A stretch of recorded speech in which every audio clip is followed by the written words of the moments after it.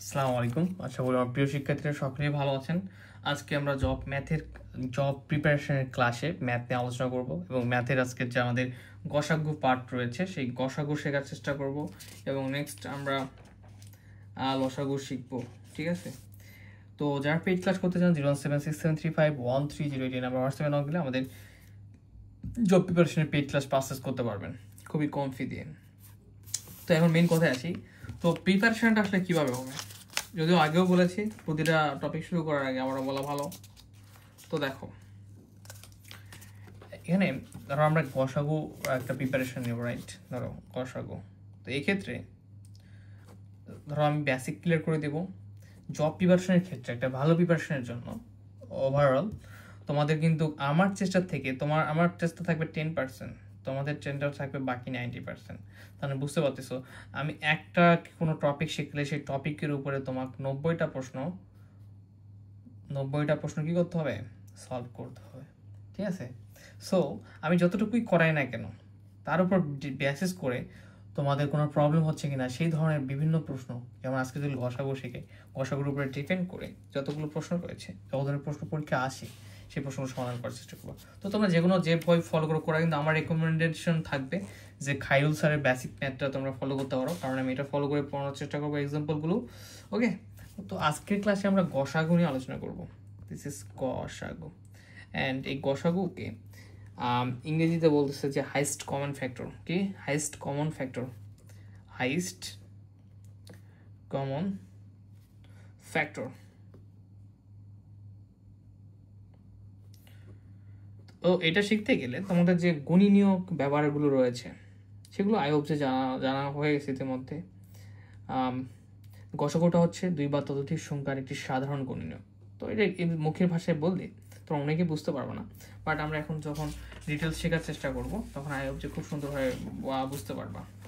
তো আমরা সাধারণত গসাগু কীভাবে করে থাকি, ধরো 2টা সংখ্যা আছে, আমি একদম খাইরুল বেসিক ম্যাথ স্যারের বই থেকেই করাবো এবং এক্সাম্পলগুলো ওখান থেকে দেখাই দেবো। ধরো যে 12 এবং 18 2টা সংখ্যা, রাইট? 12 এবং 18 সংখ্যা, তো এর গসাগুটা আমরা কিভাবে নির্ণয় করব? ইতিমধ্যে অনেকেই ব্যাপারগুলো জানে, বাট আমরা যেহেতু ধীরে ধীরে একটা জব প্রিপারেশন থেকে আগানো ট্রাই করতেছি, ছোটোখাটো ব্যাপারগুলো নিয়ে আলোচনা করব। এই 12 এবং 18 সংখ্যা গসাগু নির্ণয় করতে গেলে তোমার প্রথমেই যেটা দেখতে হবে যে কোন সংখ্যাটা ছোট। এখানে হচ্ছে 12, রাইট? এবং 18 বড়। যে সংখ্যাটা ছোট সেই সংখ্যাটাকে দিয়ে বড় সংখ্যাটাকে আমরা ভাগ করব। তাহলে এই 12 18 ভিতরে কতবার যায়? আমরা এই সংখ্যা দুটার গসাগু নির্ণয় করবো। প্রথম শর্ত কি? সব থেকে ছোট সংখ্যাটা আমাদের দেখতে হবে, এরপর সেই ছোট সংখ্যা দিয়ে আমাদের যে বড় সংখ্যাটা রয়েছে তাকে ভাগ করতে হবে। তাহলে 12 18কে ভাগ করো, একবার গেলে 12কে 12 হয়, রাইট? কত থাকে? 6 থাকে। এখন এই 6 আসলো, এটা কি নিঃশেষে বিভাজ্য হলো না? নিঃশেষে বিভাজ্য বলতে কি বোঝায়? তুমি 2টা সংখ্যাকে ভাগ করেছো এবং তার ভাগফল 0 এসেছে, মানে ভাগশেষটা 0 এসেছে, তখন তুমি তাকে নিঃশেষে বিভাজ্য বলতে পারবা। আর আমাদের গসাগু বের করতে গেলে আমাদের ভাগ করে একদমই নিঃশেষে বিভাজ্য পর্যন্ত যেতে হবে, যতক্ষণ পর্যন্ত না এ নিঃশেষে বিভাজ্য হয়েছে। তো 6কে এখন আমরা কি করব? এই যে আগের সংখ্যা যাকে দিয়ে 18কে ভাগ করেছিলাম সেই সংখ্যাকে আবার 6 দিয়ে এখানে ভাগ করতে হবে। বুঝতে পেরেছো কাহিনীটা? 12 দিয়ে তুমি 18কে ভাগ করলা, দেখলে নিঃশেষে বিভাজ্য হয় নাই, 6 আসছে, ভাগশেষ হচ্ছে 6 আসে। সেই 6কে তো এইভাবে এক্সট্রা করে রাখা যাবে না, বসে রাখা যাবে না। সেই 6কে আমরা প্রথমে যাকে দিয়ে ভাগ করেছিলাম 18কে, সেই সংখ্যাটাকে আবার নিতে হবে, এখানে নিয়ে আবার 6 দিয়ে ভাগ করতে হবে। তাহলে 6 দিয়ে 12কে ভাগ করো, 6 দুগুণে 12। এখন কি দেখা যাচ্ছে? 0, 12 - 12 কি 0 হয়ে গেছে, রাইট? ভাগশেষ 0 এসেছে। এখন যেই সংখ্যা দিয়ে ভাগ করে ভাগশেষ 0 আসলো সেই সংখ্যাটাই হচ্ছে আমাদের গসাগু। এই যে 6 দিয়ে 12কে ভাগ করে আমাদের ভাগশেষ 0 এসেছে ফাইনালি। তার মানে এখানে যে 12 এবং 18 রয়েছে এর ভাগশেষটা হচ্ছে আমাদের, এর গসাগুটা হচ্ছে 6। আই হোপ বুঝতে পেরেছো।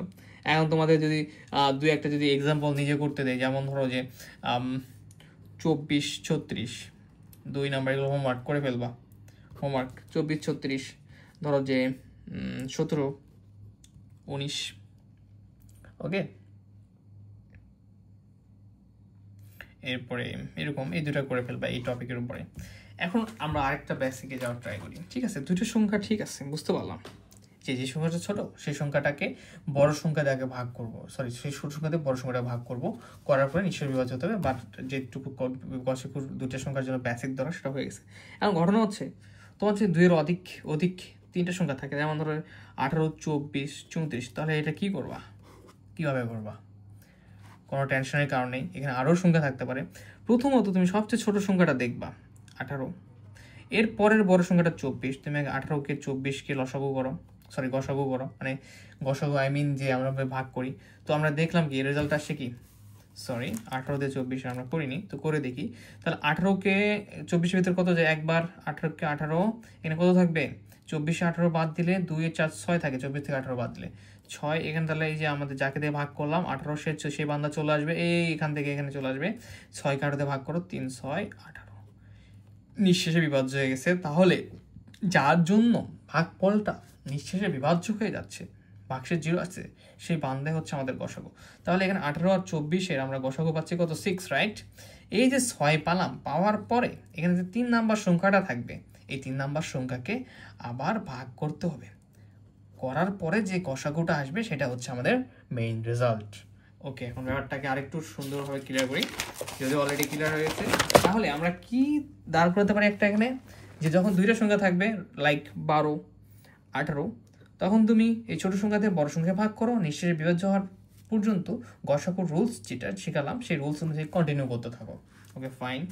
যদি 3টা থাকে, যেমন এখানে 18, 24 এবং হচ্ছে 34 রয়েছে, 3টা থাকলে কি হবে, ধরো 18, এই 18কে দিয়ে তুমি আগে 24-এর ভাগ করে, আগে ছোট সংখ্যা 2টা, প্রথমে ছোট সংখ্যা 18, এর পরের বড় সংখ্যাটা, মানে একবারে বড় না, 18 পরের বড় সংখ্যাটা 24, এদের দুজনের মধ্যে তুমি কি করবা, আগে গসাগু বের করবা। আমরা গসাগু বের করে দেখলাম আসলে কত, 6।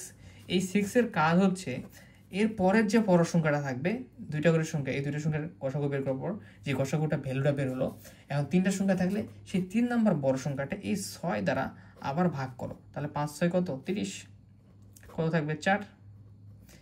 এই 4 আসলো, এটা তো নিঃশেষ বিভাজ্য না, তাহলে এই যাকে দিয়ে ভাগ করছি 6, এটাকে আবার এই 4 দ্বারা ভাগ করতে হবে, রাইট? একটু আগে আমি শিখালাম। তাহলে এখানে 4 দিয়ে কয়বার যায়, একবার, 4-একে 4, এখানে 2। ওকে, তাহলে এখনো তো নিঃশেষে বিভাজ্য হয়নি, তাহলে কি করতে হবে, এখানে যাকে দিয়ে ভাগ করেছিলাম সেই 4কে আবার 2 দ্বারা ভাগ করতে হবে, মানে এই পয়েন্ট থেকে নিঃশেষে, এই পয়েন্ট থেকে চলে আসবে ভাগশেষের সঙ্গে ভাগ হওয়ার জন্য। এবার 2 2 গুণে 4, ঠিক আছে, 2 2 গুণে 4, 0। তাহলে আমাদের গসাগু কোনটা, যার মাধ্যমে ভাগ দিয়ে আমাদের 0 আসছে, নিঃশেষে বিভাজ্য হচ্ছে, সেই বান্দাই হচ্ছে আমাদের মেইনলি কি বলতো, সেই বান্দাই হচ্ছে আমাদের মেইনলি আমাদের গসাগু। তাহলে এখানে 3টা সংখ্যার গসাগু কি পাবো আমরা, 2, রাইট? তাহলে এখন বলতে পারো ভাইয়া যদি 4টা থাকে তাহলে কি করবো, এই 4টা থাকলে ধরো আরেকটা আছে, এখানে 55 আছে, তুমি এই 4টা থাকলে এখন যে 2 পালা, এই 2 দিয়ে আবার তুমি 55-কে আবার এভাবে গসাগু নির্ণয় করতে হবে, এভাবে ভাগ দিয়ে গসাগু নির্ণয় করতে হবে। আই হোপ যে গসাগুর যে বেসিক কনসেপ্ট, এটা তোমাদের আর কোনো সমস্যা নাই, যারা ভাগটা পারো, ভাগ করা বুঝো, আই হোপ এটা তোমরা ক্লাস 1-2-তে পড়তেছো না, যে ভাগের ব্যাপারগুলো ক্লিয়ার করা হবে। কারণ জবের সিলেবাস হিউজ, এরকম যদি পার্ট বাই পার্ট যদি প্রত্যেকটা টপিক যদি কেউ ক্লাস নিতে চাই, তোমাদেরও হিউজ সময় লাগবে, তোমাদেরও বোরিং লাগবে, সো তোমাদের বেশি বেশি চেষ্টা করতে হবে। আচ্ছা, এখন আমি বই থেকে কিছু প্রশ্ন দেখাই। আমরা দেখো বইয়ে কিছু প্রশ্ন রয়েছে, যে নিজে করুন পার্টটা রয়েছে, এটা করে ফেলবা তোমরা সুন্দরভাবে, কোথাও প্রবলেম আমাকে বলবে। এটার গসাগু কত বের করবে, 48-কে গসাগু, যেটা গসাগু আসবে, গসাগু দেওয়া 72-কে, এটার ক্ষেত্রেও সেম, 24-কে 30, যেটা আসবে আবার 77-কে, ঠিক আছে? Okay fine, 4-5 number I hope যে তোমরা এখন পারবা। তোমাদের হোমওয়ার্ক থাকলেও হোমওয়ার্ক সাবমিট অবশ্যই করতে হবে, না করলে কিছু করার নাই। এখন এখানে 8, 32, 48, 56 আসে, এর মধ্যে গসাগু কীভাবে আমি একটু বললাম। তোমরা আগে এই দুটার গসাগু বের করো, তারপর যেটা আসছে সে 56-এর সঙ্গে ভাগ করে আবার গসাগু বের করো, যেটা আসবে সেটা 80-এর সঙ্গে। এখন আসি আমরা মেইন পয়েন্টে, প্রশ্ন বলতেছে দেখো, একটা লোহার পাত ও একটি তামার পাতের দৈর্ঘ্য যথাক্রমে এত সেন্টিমিটার, পাত দুটি থেকে কেটে নেওয়া একই মাপের সবচেয়ে বড় টুকরার দৈর্ঘ্য কত হবে, প্রত্যেক পাতের টুকরার সংখ্যা নির্ণয় করো। প্রশ্নটা বোঝার চেষ্টা করো। তো এই যে আমরা গসাগুটা শিখলাম, এই গসাগুগুলো দ্বারা যে পাটিগণিতের যে ম্যাথগুলো রয়েছে সেগুলো কিন্তু আমরা খুব সহজে সমাধান করতে পারবো। এবং লসাগু যেটা রয়েছে তার মাধ্যমে কিছু দুটো যখন শেষ হয়ে যাবে, দুটার মধ্যে পার্থক্য নির্ধারণ করবা, যে কোনটা দ্বারা কোনগুলো করা যাচ্ছে। যেমন দেখো, এর লোহার পাত রয়েছে, একটা তামার পাত রয়েছে, পাত দুটি থেকে কেটে নেওয়া একই মাপের সবচেয়ে বড় টুকরার দৈর্ঘ্য কত।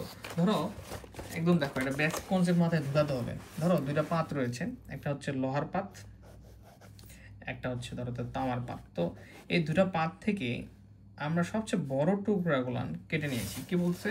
পাত দুটি থেকে কেটে নেওয়া সবচেয়ে বড়, একই মাপে সবচেয়ে বড় টুকরা দৈর্ঘ্য। ধরো একই মাপের, এটা যে মাপ রয়েছে এটা তো সেই মাপের রয়েছে। এই দুটা পাত থেকে আমরা একই মাপ করে আমরা কি নিয়েছিলাম, কিছু অংশ কেটে নিলাম। দুটি থেকে কেটে নেওয়া একই মাপের সবচেয়ে বড় টুকরার দৈর্ঘ্য কত হবে? আচ্ছা, প্রত্যেক পাতের টুকরার সংখ্যা নির্ণয় করো। আচ্ছা দেখো, তাহলে প্রশ্নটা দেখে নাও, এখন আমরা এটাকে সমাধানে চলে যাবো। তো এখানে ঘটনাটা হচ্ছে, প্রশ্নটা বুঝতে হবে, একটা লোহার পাত, সে লোহার পাত হচ্ছে 672 সেন্টিমিটার, ঠিক আছে। আর একটা আছে তামার পাত, সেই বান্ধা হচ্ছে 960 সেন্টিমিটার। তেমন বলতেছে এদের সাইজ যেমনই হোক, কিন্তু এদের সাইজ থেকে আমরা একই মাপের কি নিব, সবচেয়ে বড় টুকরার দৈর্ঘ্য, মানে একই মাপ করে কাটবো। কিন্তু কাটতে গিয়ে ধরো যে কাটতেছি, এটা একটা এভাবে কাটতেছি, কাটতে গিয়ে এদের দুইটারই সবচেয়ে বড় টুকরার দৈর্ঘ্য কত হবে সেটা আমাদের বের করতে হবে, দুইটা সমন্বয়। এবং বের হওয়ার পরে এখানে প্রত্যেক পাতগুলো রয়েছে 672, 960, এগুলোর আবার হচ্ছে টুকরার কয়টা করে টুকরা হবে, এই যে পাত সবচেয়ে বড় পাত বের করলাম, সেই পাত অনুযায়ী কয়টা করে টুকরা হবে সেটা বের করতে হবে। তো এই টাইপের প্রশ্নগুলোর জন্য প্রশ্নের টাইপ ধরন মনে রাখবা, আমরা জাস্ট গসাগু করে দেবো, ঠিক আছে। জাস্ট গসাগু করলেই, এইদের মধ্যে গসাগু করলে আমরা সবচেয়ে বড় টুকরার দৈর্ঘ্যটা পেয়ে যাবো। ওকে, এটা একটা প্রশ্নের কনসেপ্টটা মনে রাখতে হবে, প্রশ্নটা কী ধরনের। তো দেখো 672কে দিয়ে আমরা 960কে কী করব, গসাগু করে ফেলবো। তাহলে একবার যায় 672, এটা মাইনাস করতে হবে। আমি একটা আমার ক্যালকুলেটরটা খুঁজে বের করি, এরপরে তোমাদের ক্লাসটা কন্টিনিউ হচ্ছে। তোমরা তো আমাকে এটা জিজ্ঞাসা করতেই পারো, হ্যাঁ পরীক্ষা হয়তো ক্যালকুলেটর থাকবে না, রাইট, ক্যালকুলেটর তো থাকবে না, তোমাকে সেই অনুযায়ী প্র্যাকটিস বেশি বেশি করতে হবে। তখন আমি আমার সুবিধার জন্য ক্যালকুলেটর ইউজ করতেছি, ঠিক আছে। তোমরা এমনভাবে প্র্যাকটিস করবা যাতে তোমাদের ক্যালকুলেটর ইউজ করতে না। তো 62 এখানে কত আসবে বলো? আমরা স্বাভাবিকভাবে চিন্তা করি, 10 থেকে 2 বাদ দিলে 8, তাহলে 1 থেকে 7 আর 8, 16 থেকে 8 বাদ দিলে 8, আর 6 আর 7, হাতে থেকে 1, 7, তাহলে হচ্ছে 9 থেকে 7 বাদ দিলে কত হয়? 2, 288, ঠিক আছে। 960 এবার তোমরা করবা, 960 মাইনাস 672, 288, এই তো। তো 288 কি করতে হবে? নিঃশেষে তো অবিভাজ্য হলো না, এই যে বান্দা রয়েছে যাকে দিয়ে ভাগ করলাম, এই ভাগ শেষ দিয়ে আবার তাকে কি করতে হবে, আবার ভাগ করতে হবে। তাহলে 288 থেকে কয়বার যায় বলো তো?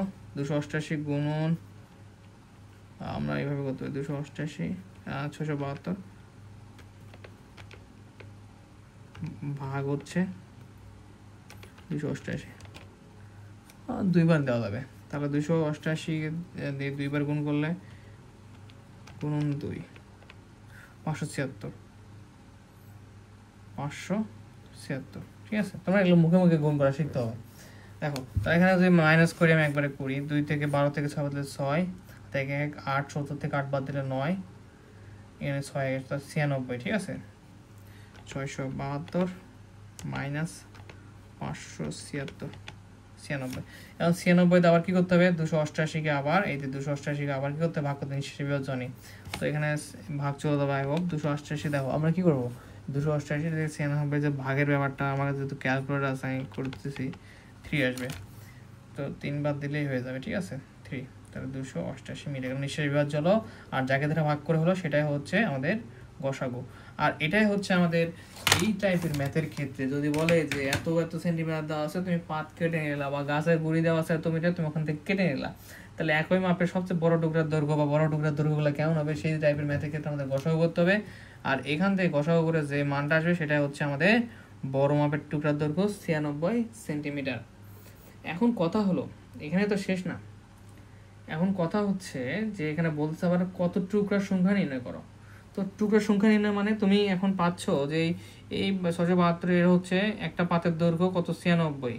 তাহলে তুমি 96 দিয়ে 672-কে ভাগ করো, তাহলে তো হয়, ঠিক আছে। তাহলে তো আমরা কি পাবো, সরি 96 দিয়ে 672, 96 দিয়ে, তাহলে তো কতগুলা পাত হবে সংখ্যা পাবো। আবার 960-কে তুমি আবার কি করো, 96 দিয়ে ভাগ করো, কারণ একটা পাতের যদি 96 সেন্টিমিটার হয়, তাহলে পুরোটাকে যদি এটা আমরা ভাগ করি, তাহলে কি পাবো আমরা, প্রতিটা কয়টা এখানে 996 মিটার করে কয়টা পাত হবে সেটা পেয়ে যাবো আমরা। তো আমরা দেখতে পাচ্ছি যে এটা 7 টুকরা আসবে, ক্যালকুলেট ইউজ করলে এটা আসবে হচ্ছে 10 টুকরা। তো অ্যান্সার মিলে গেছে। ওকে, তো গসাগুর কাজটা কোথায় আই হোপ বুঝতে পেরেছো। গেল এমন দেখো, কতজন বালককে এতটি কমলা লেবু এতটি কলা সমান ভাগে ভাগ করে দেবে, এটা একদমই সহজ ব্যাপার। এই যে ভাগ করা করি ব্যাপারগুলো থাকলে, যে এতটি কলা এতটি লেবু এতটি এটা সেটা ওইটা, তো এদেরকে ভাগ কেমনি তুমি সমান ভাগে ভাগ করে দিবা, খুব সহজ, গসাগু করে দিবা। এই যে গসাগু করে দেবা, গসাগু করলে উত্তর বেরোবে, এবং গসাগু করলে কত আসবে? 5 আসবে। কী হবে? 125 ভাগ 145, কন্টিনিউ করতে হবে, একবার যায় 125, এবার কন্টিনিউ করতে হবে। এটা হোমওয়ার্ক থাকলো তোমাদের, আমি এগুলো করাবো না। কত সময় মধ্যে কোনো ফল না ভেঙে এতটি কমলে এতটি কলা ভাগ করে দেয়, এটা আগেরটার মতোই, আগেরটার মতোই একই কোশ্চেনে দেখো সমান ভাগে ভাগ করে দেয়। এটা কি করতে হবে? গসাগু করে ফেলবা, ঠিক আছে? হোমওয়ার্ক তোমরা করে ফেলবা। এরপরে দেখো 159টি আম, 227টি জাম, 401টি লিচু সর্বাধিক কতজন বালকের সমান করে দিলে 3টি আম 6টি জাম এতটি অবশিষ্ট থাকবে। এখন ঘটনা দেখো, এখানে একটা পেঁয়াজ আছে, কিন্তু পেঁয়াজটা কি তোমরা কি ধরতে পারছো? দেখো এতটি আম জাম এতটি লিচু আছে, কিন্তু এরা কি করছে? ভাগ করে দেওয়ার আগে আর একটা কথা বলে দিচ্ছে যে ভাগ করে দিবে ঠিকই, কিন্তু এই কটা আম এই কটা জাম এই কটা লিচু বাকি রাখবে, অবশিষ্ট থাকবে। তার মানে কি, আমাদের যে কটা আম ছিল যে কটা জাম ছিল এগুলো সবগুলো আমরা কি বালকের মাঝে বিতরণ করে দেইনি? এখান থেকে আমাদের কনসেপ্টটা হচ্ছে যে এগুলো বাদ দিয়ে যেতগুলো ছিল 159 থেকে 3 বাদ দিয়ে 156টা ছিল, 156টা আসলে আমরা বালকদের মাঝে বিতরণ করে দিছি, কেননা এই 3টা রয়ে গেছে। মানে আশা করি বুঝতে পারছো। ধরো যে 159টা আম দেওয়ার কথা ছিল বালকগুলোর মধ্যে, কিন্তু সবই দিছে, দেওয়ার পরেও 3টা আছে, কিন্তু তুমি তাহলে কি সব কি ভাগ করে দিলা না, কিন্তু ওই 3টা যে রেখে দিলা ওই 3টা বাদ দাও, তার মানে তুমি 156টা বালকদের মধ্যে ভাগ করে দিছো।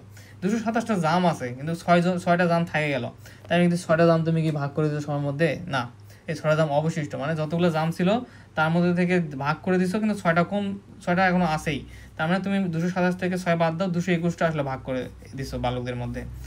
এবং 401টা লিচু 11টা আছে, তার মানে তোমার কি 401টা লিচু তুমি কিন্তু ভাগ করে দেওনি, যেহেতু ভাগ করে দেওয়ার পরে 11টা লিচু বেঁচে গেছে, তার মানে 401 থেকে -11 করলে 390টা আসলে তুমি কি করছো?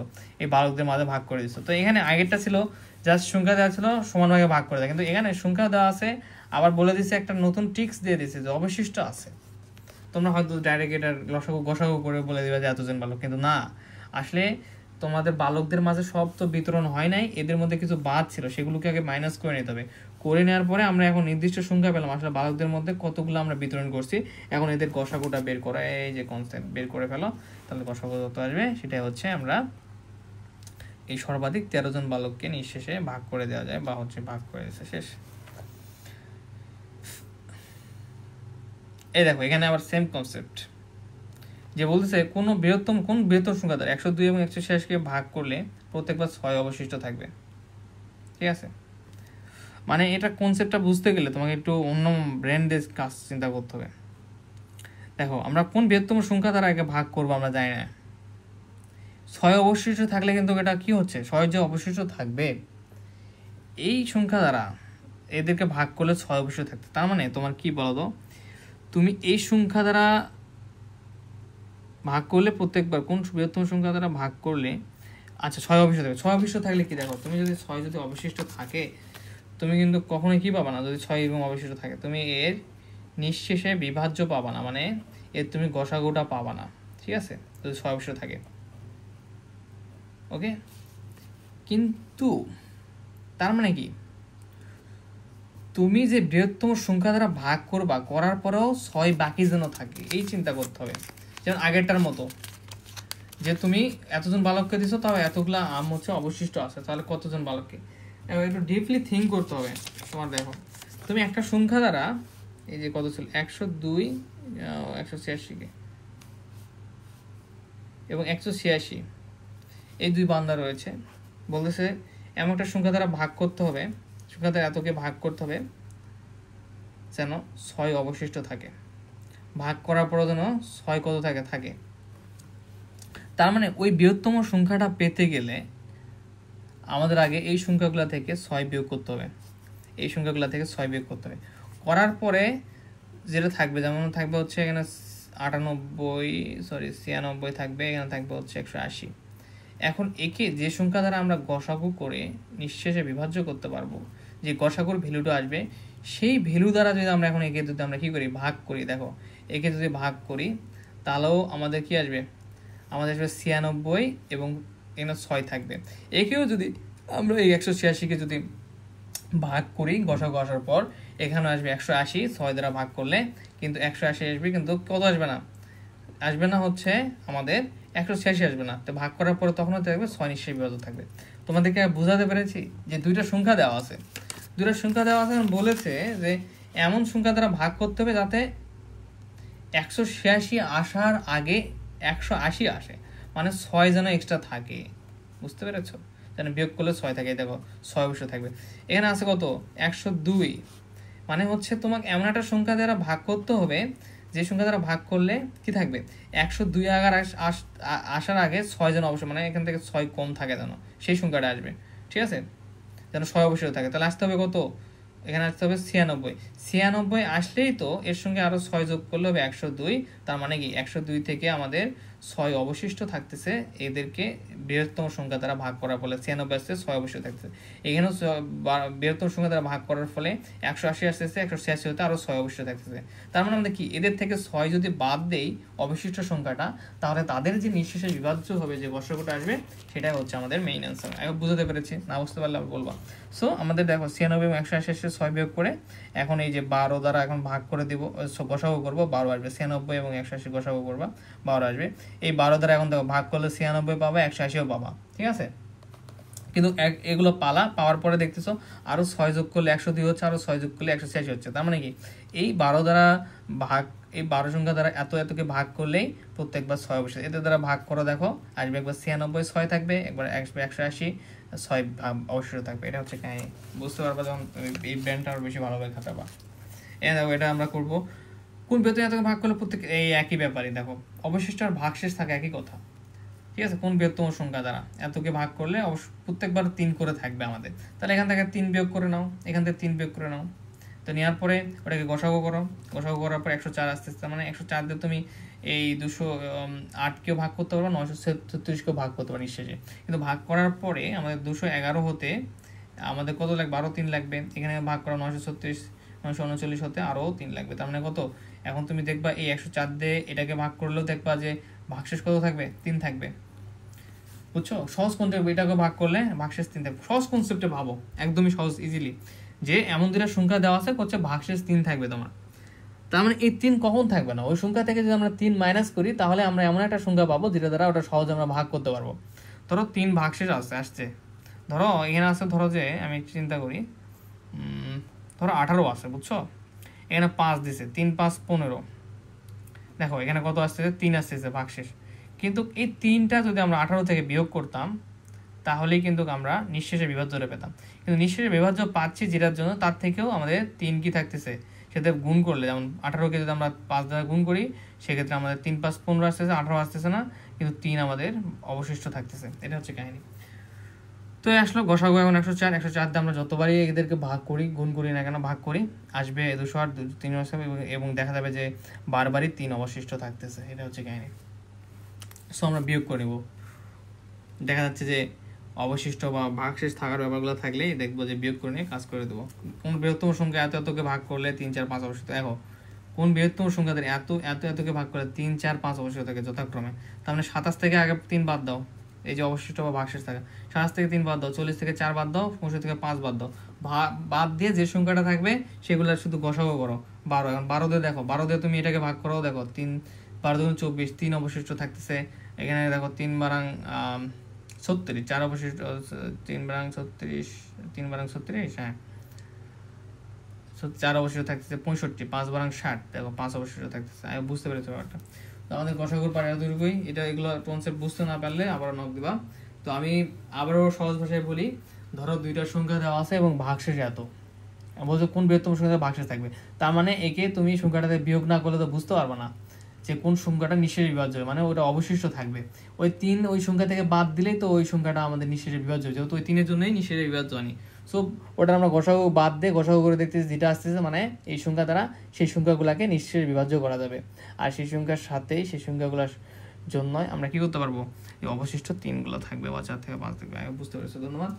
নেক্সট ক্লাস আমাদের আবারও যখন হবে তখন ক্লাস গ্রুপে এবং পেজে আপলোড দেবে। ধন্যবাদ। যারা পেইড ক্লাস করতে চান তারা অবশ্যই নক দিবেন হোয়াটসঅ্যাপ নাম্বারে। আসসালামু আলাইকুম।